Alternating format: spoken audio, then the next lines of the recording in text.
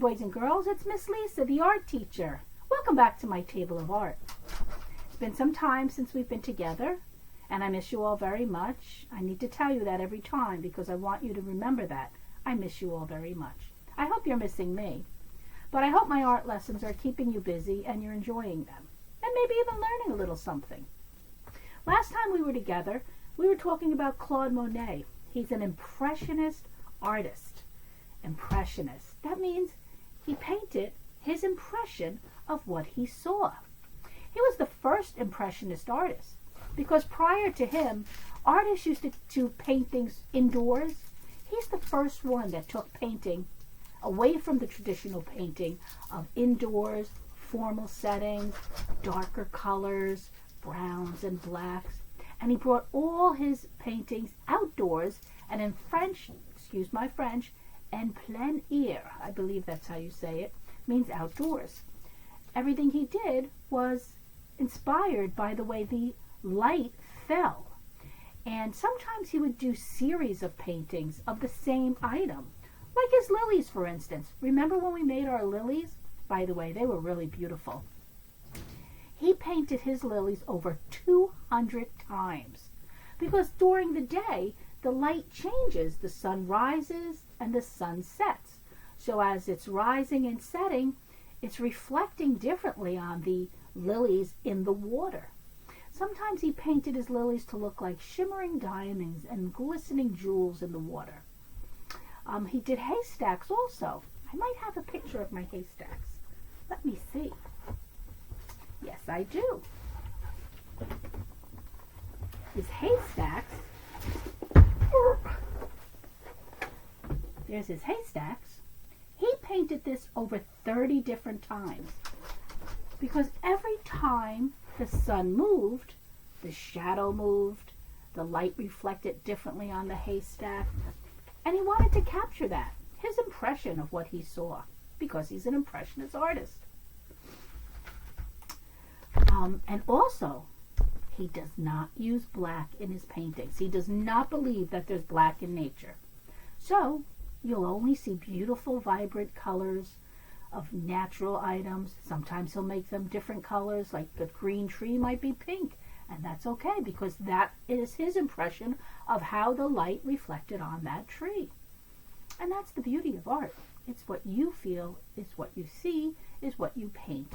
So, today, we're going to move on to his bridge, his Japanese bridge. Now remember, the lilies in the pond, I'm sorry, my dog is scratching at the door because she wants to be in here with me, but she can't because I need to concentrate. So the lilies are in the pond that he constructed himself because he was so inspired by the Japanese gardens that he recreated them in his own property in France. So he had the beautiful lilies, the beautiful pond, and a beautiful bridge going over. I'm going to show you his painting of his bridge. That's another painting he did several versions of too. Here's Claude Monet's bridge. So we're going to do the bridge today.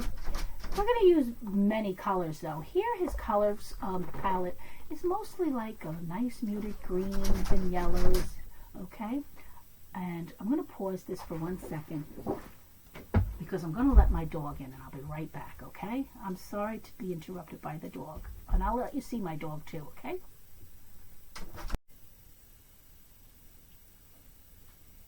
Okay, I'm back. And this is the little villain that keeps scratching at the door, interrupting our lesson. Say hello, Bella. Say hello to the kids. Oh, hi. All right, do you think I could start working now? Will you bother me anymore? Look at that face. Is that the cutest? All right, I'm going to put her down now. Ugh. Okay, so let's get back to Monet and his bridge. Sorry about that. But I hope you enjoyed meeting Bella. She's really a good dog. So, I'm going to put my Monet collection to the side, which I love his impressionist work, and we're going to start building our bridge. We're not actually going to build it. We're going to draw in color. And what we're going to use today, if you have them, don't panic if you don't, oil pastels, because the oil pastels are going to work with the watercolors, which is another thing we're using today, watercolor. So I have my pack of oil pastels, I actually have 2 packs because over the years I've used them, broke them, and I don't really have all the colors I used to. So I'm going to have to take a little from each pack, and that's okay. And I'm also going to use some watercolor. So you know you're going to need some paintbrushes. And what goes with water and paintbrushes? Watercolors and paintbrushes. Water! There's my personal cup. Okay. So, what I would like you to do first, we're going to use this big white sheet of construction paper. If you don't have a big white piece of construction paper, you'll use whatever you have. It doesn't matter. It's okay. And I want to fold it vertically. Vertically is up and down, not horizontally, which is side to side. We want to fold it vertically. And the reason we're doing this is because we have to draw our bridge all the way across this paper. And it's really a long piece of paper. So I have my fold, and I'm just going to use this as our guide. So now what I need to do, I'm going to bring the camera down because I want you to see what I'm doing. So we get my helping hand and bring you on down, okay? Come on down. All right, so you can see my whole paper side to side. Good, everything's in here. And we're going to start, and the first thing we're going to do is we're going to grab an oil pastel. If you don't have oil pastel, you grab a crayon because they both have either a waxy or oily base that will resist the water of our watercolors. Now, this is the line from the fold. So this is the center of the paper. We need to draw an arch going from one side of the paper all the way to the other side, where the highest point of the bridge is going to be in the center. And that's why I put this fold here, so we can use it as a guide as to how high or where the center of the highest point will be. So if we draw from one end to the other, once we hit the center, we know we have to start going back down because the sides are going to be gently sloped down. Gentle slope down. We're not making a letter U or a smiley face. It's just a soft arch going right across our paper. Now, where do we want to place this bridge? Well, we could place it right in the center, or we could place it just above the center. So that's what I'm going to do. I'm going to start my bridge at one end of my paper, and I'm going to make a gentle slope towards the center. All right, I've hit the center, and now I'm going to make a gentle slope downward towards the edge of the paper. So, as you can see now, I have a nice gentle arch. Now I'm going to go back and make it a little bit darker, okay? Because my oil pastels, the darker the better. Now I'm going to go down maybe about 3 fingers. So here's my 3 fingers, and this is going to be the bottom of the bridge. So again, I'm just going to try to follow this arch because I'm upside down. I've hit the center point, so now I know I have to gently start sloping my arch down towards the edge. There we go. All right, so that's the beginning of our bridge. Now we could do 2 things. We could do either double lines through the middle and the bottom and then connect the lines, or we can make this easy. We're going to draw rectangles in between our 2 arching lines.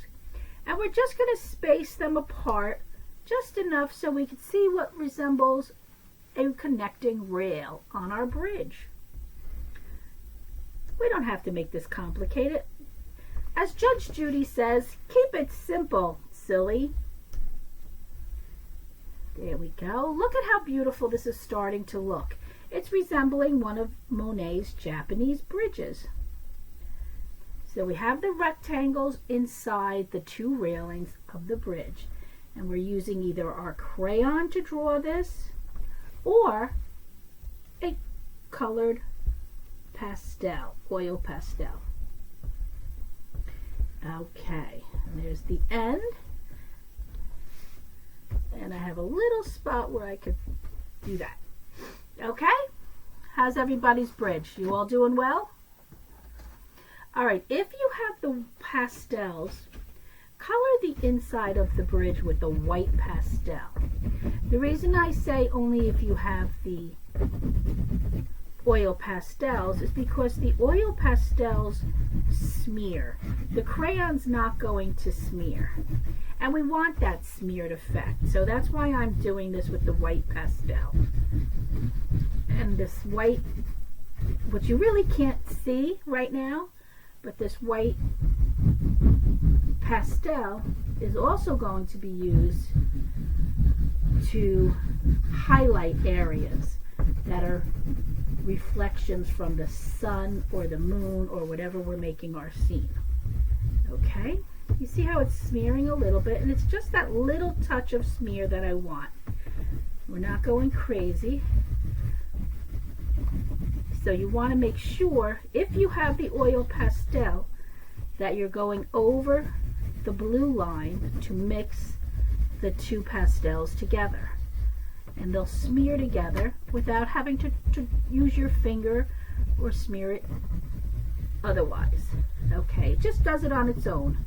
And I think I just about covered the whole bridge. Let me just shake this off. Okay, so here we go. We've got the beginning of our bridge. Now, what I'd like you to do is create a line that is going to separate the water that flows under the bridge from the sky. We want to separate the land and the sky. So we're going to need to draw a horizon line. And the horizon line goes from one side of the paper to the other. It doesn't go up and down. It's a horizon where the land is separated by the water. Picture if you're out at the ocean and you're looking out at the ocean and you see that horizon line where the ocean is separated by the sky. That's the easiest way to see the horizon line. So here, where it's a smaller picture, we got to think, where would the land separate the sky? But we have to keep in mind that there's water flowing under our bridge, so we can't make the horizon line here because the water's still going to flow. So we want to do it somewhere about here. This might be good. So I'm going to take a green oil pastel and pay attention to what I'm doing because we don't want to go over our bridge. We're going to have to go under the bridge. So I'm going to start at one end of my paper and I'm going to imagine that it's behind the bridge. So I'm not going to use my green pastel on the top of the bridge. So I'm going to lift my pastel up when I'm passing the bridge and put it back down when I'm at the see-through part of the bridge. And I'm going to keep going, lifting once I see the bridge, going back down when I'm down behind the bridge. Now I'm doing this upside down, so I hope I'm going straight across. Let me turn this right side up so I can do this. Oh, look, I'm going up in a hill. Okay. And then right across. Okay. And I'm going to darken that up a little bit. Try to straighten it out a little bit because I went a little off. There we go. That's better. Okay, so here is my horizon line behind the bridge. So I lifted my pastel anytime I went behind the bridge. Okay, now we want to add some foliage, flowers, greenery into our pond. And Monet didn't only draw lilies, he drew other types of plants and foliage. So I'm going to start out in the front, down at the bottom of the paper. This is the closest that the viewer can see. This is up close. Up at the top is a little bit further away. You're imagining, of course, that this is what it is. Because you're standing here and you're looking at this bridge and everything behind this bridge. So as you're looking, everything's getting smaller as you look away. But everything's larger right in front of you, which is our foreground. Here is our foreground. So what we're going to do now, we're going to grab any color, pastel or crayon that you want. Don't worry about the colors because this is our impression of what it should look like. And let's start with maybe what looks like a fern. And that's a very easy thing to do. I'm going to start at the bottom of the paper and come right up and loop around. You see how I did that? Now I'm going to create my fern. I have a little drawing here. I want it to look like this. So here's the top that I just drew, and now I'm going to add all these little leaves in between. So what I'm going to do is I'm just going to make a long skinny 8, spiraling 8. So here's a long skinny 8. You see that? And as it goes down, I'm going to make that longer than the one before it. And the next, and the next, and the next. Now remember, this is going off the paper, but I still have to continue it. And then maybe one more loop. Now do you see how big that is? That's because it's in the foreground and it's right in front, right up to your face. So how about on the other side, maybe not over so close, we'll make what's called a snake plant. And that kind of looks like that. A lot of pointy triangular shaped leaves. So I'm going to grab, I like this pink here, and I'm going to start drawing one of the snake plants. See how I just did that? And then it goes a little bit out like that, some more points, and then we got points behind, points in between. Very easy. You could create your own plant too. Nobody says it has to be a real plant. Now inside that plant, I'm going to make some more points, and I'm choosing a different color pastel. Make it more interesting. Use as many colors as you like, crayons or oil pastels, whichever you want. Okay, now let's draw a lily. Now I'm going to draw a lily right about here.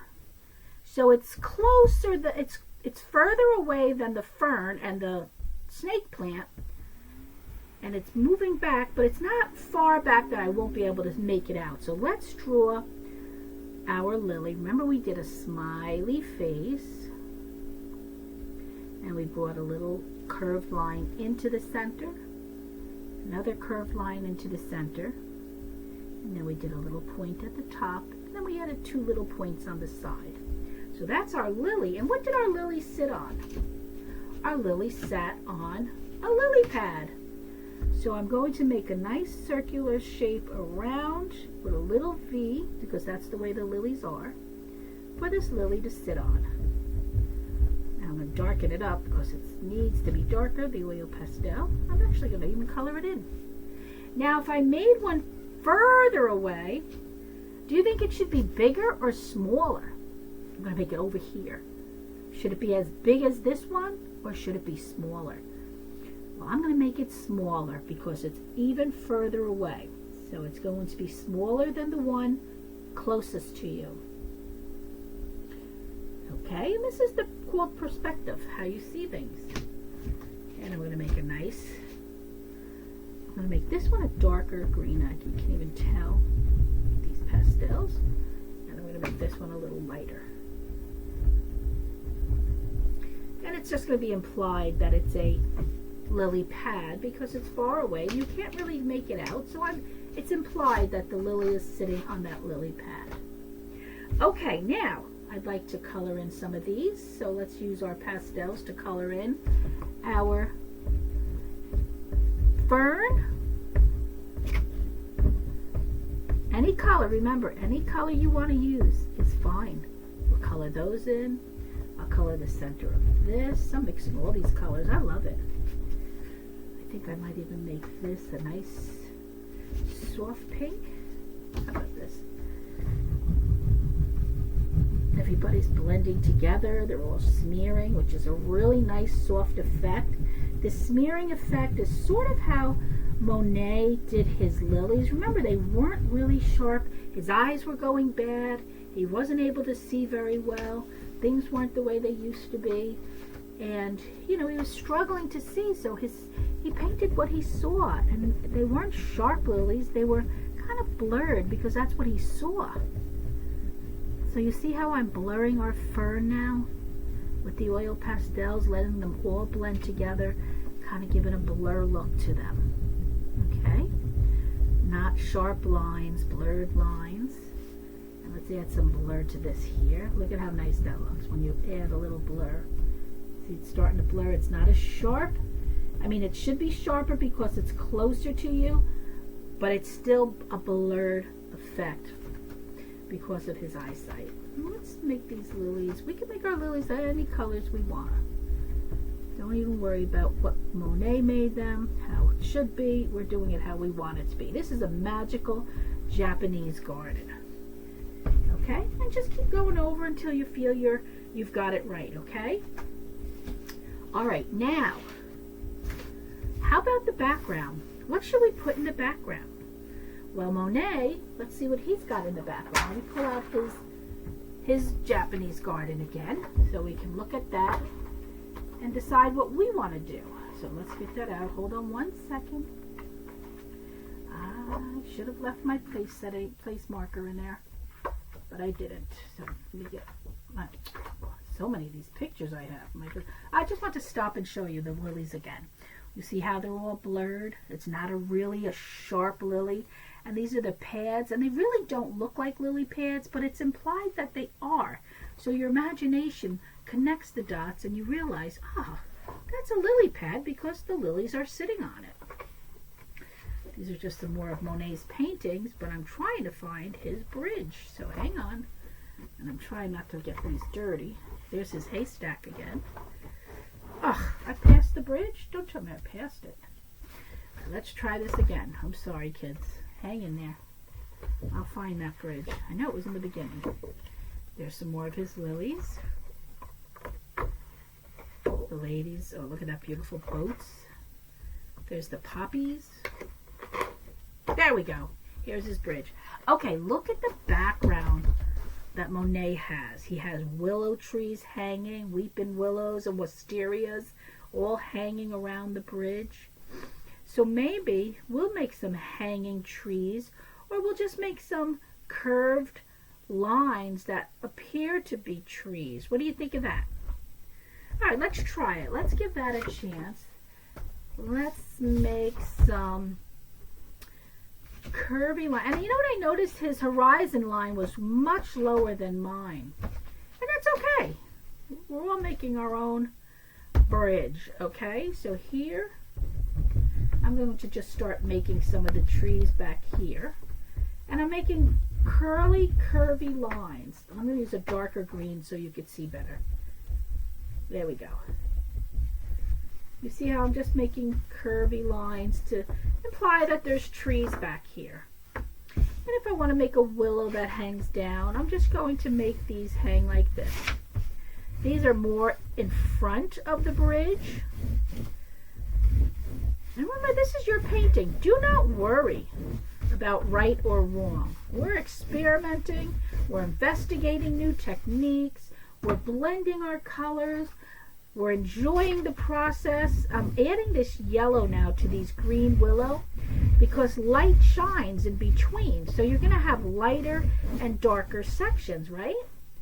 So that's why I'm adding that. Now I'm going to see if I can get this darker. Oh, this is a lighter green. Okay. This could kind of fill in the gaps. Very nice, right? Okay, so I have my willow tree hanging there. And I think I'll add some more bushes back here. Some more here. Maybe we'll even put the sun in the background, which means it reflects on the water. So what happens when we have reflections on the water? You kind of get like a shimmery look, right? That spreads out as it gets closer to you, right? Doesn't that look like the sun is reflecting on the water and it's glistening and shimmering? Can you see this line I made here with the yellow? Can you look at that? Okay, so it's the reflection coming from the sun up in our sky. And we've got all our trees around here. Make one more like that, and I'll make one more like that. Okay, so now, let me turn this way because I need to paint.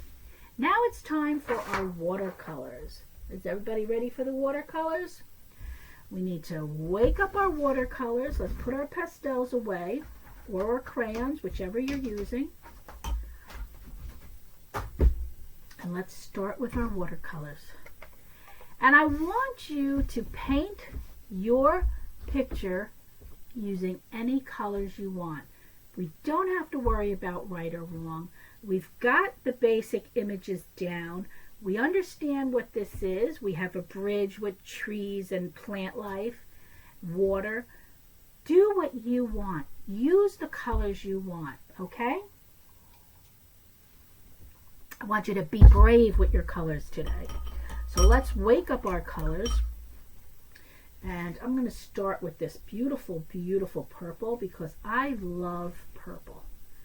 And I'm just going to brisk it right across this here. Now remember when we did our water, we did strokes. Let's do that again. Why can't we do the same technique with our watercolor? Instead of brushing back and forth, let's use that special technique that we did when we were painting. When we made the beautiful glistening water in the background. I mean, is there purple water? You know what? Maybe there is. Maybe sometimes when the light hits the water, it's purple. So I'm making my water purple. Who's going to tell me I'm wrong? It's my painting. And you know what? I'm going to add some of this green. All right, I'll add green because I like the cool colors. So I'm doing the same thing. I'm using that same effect that we did with just stepping, making marks with my paint. I'm not brushing it nice and smooth. I'm just going across with the water. And I like the way it's looking. And I want you to do it any way you want. Any way you want. So I've got that. Now I think I'm going to be really, really bold. And guess what color I'm going to add? I'm adding this beautiful red. I guess I still like the way it looks. Really, really nice. I feel like Monet. How about you? We're just dabbing it in the paint and making marks with our brush. There we go. Loving it. I'm loving it. I hope you are too.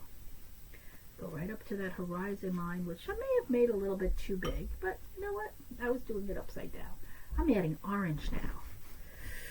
Oh, look at this. Water is beautiful. Looks like Monet's beautiful shimmery water. A little yellow to highlight everything. And I might revisit it with a much more bolder color. Like I might have a darker, less water purple come up later. Okay, so here's my water. When I do the trees, I'm going to do them a little bit more solid, not with strokes. I'm actually just going to paint it in. Here's a blue tree. Why not? Who says it can't be blue? I'll put another blue one on this side. Same thing. We'll keep the colors balanced. Remember, it goes below that bridge, so we have to paint in between the bridge. So I'm leaving some little white spots because maybe I'll come back with a different color to fill in that little white spot. Now I'm going to do a little green. Oh, I think I really like this. It looks nice. I'll do this one a little green too. Remember, below the bridge as well. And I think I'm going to add yellow in the background. A little dark yellow. Remember, you make it any color you want. Don't be afraid. Taking chances is all what experimenting and taking chances is how we develop our own sense of paint, of sense of art with our own styles.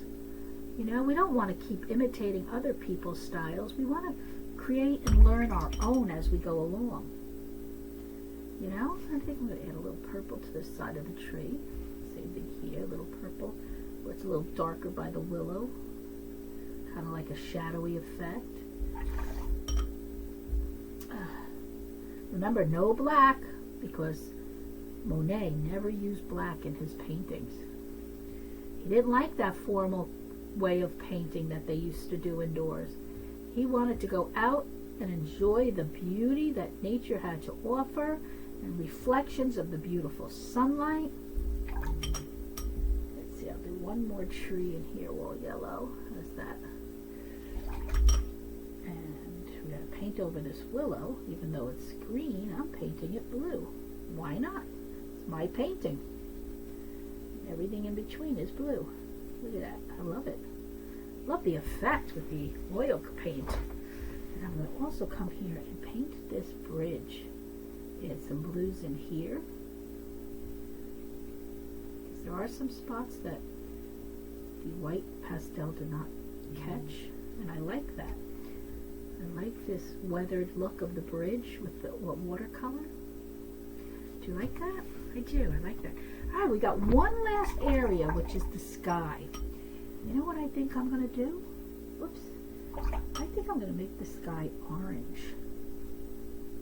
What do you think? Or should I make it red? Let's see. I'm going to make it red. Let's try red. Maybe not a dark red. Let's just use this. Ooh, I like that. That's pretty. That is really pretty. Wow. Nice choice. Nice choice. I like my choice. Ah, look at that, guys. Look at that. Beautiful. Okay, now I think I'm gonna, let me turn this upside down so you can see it. How gorgeous is that? I think I might revisit my water. Maybe because I just want to add some dark paint in between all of this. Just to let it pop out a little bit, that's all. Just want it to pop out a little bit. But I love all these colors in my water. Then on this side, I think I might use a little bit more, bring in more green in. Oh, let me make this a nice dark green.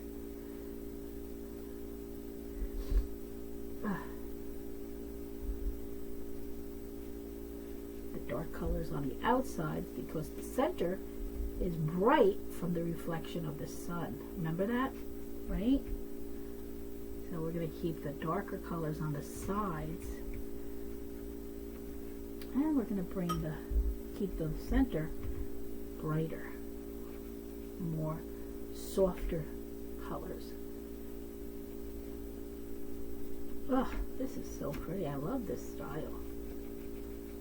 Okay. I think that's enough for mine. What do you think? I think this is fabulous. I don't know about you, but I think this is absolutely beautiful. I'm going to bring you back up. Well, that's it for today. I really hope you enjoyed making your Monet bridge. If I lift this up, it's going to drip, but there we go. This is just unbelievable. It's very similar to Monet's because everything is like glistening and shining and a little muted. It's not a very sharp image of anything. It's beautiful, just like Monet's, and I think we did a wonderful job. So I hope you enjoyed this as much as I did because I really enjoyed this lesson. And I hope you enjoyed meeting my dog Bella. And maybe we'll meet her again next lesson if I lock her out and she's scratching on the door. Or maybe I'll just let her in. Maybe you get to meet Gordon. He's a bulldog. He's funny. So listen, until then, keep painting, keep creating, keep experimenting. That's the key. Keep experimenting. And I'll see you guys next week, okay? Have a great day. Have a great week. I miss you so much. Ciao for now from my table of art. Bye, kids. Be good. Be healthy. Be kind.